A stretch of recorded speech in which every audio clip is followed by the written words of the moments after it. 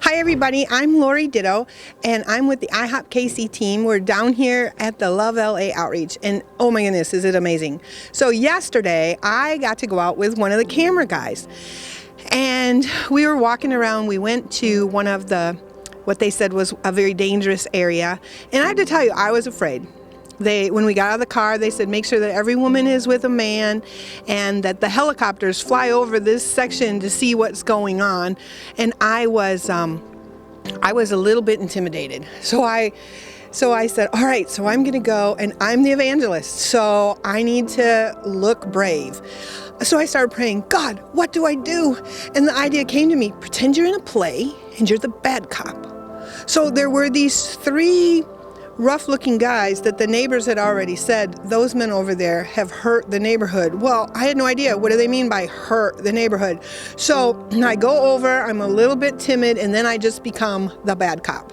And I walk up to these three guys and I'm like, hey, you need to talk to me. I'm here to tell you what you need. You need Jesus. I put my hand out to shake their hand and, they kept their arms crossed and no, I'm here to shake your hand. So I reached and grabbed one young man's hand. Well, that made it very easy. All three shook my hand.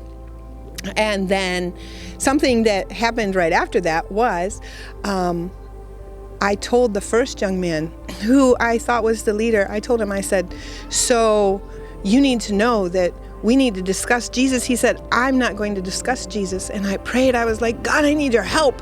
And so he told me all about the young man. And I told the young man everything that God had to say about him. In fact, you gave your life to the Lord when you were young.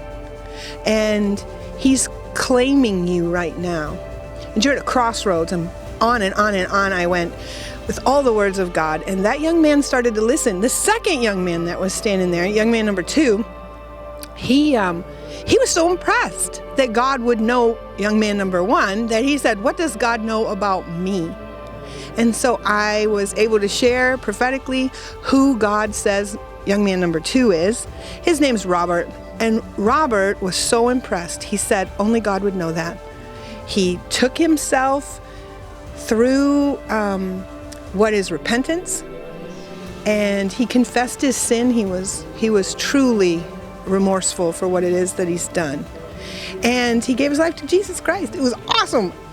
Number 1, he tried to leave, and every time he would try and leave, I'd say, hey, I'm not done talking to you yet.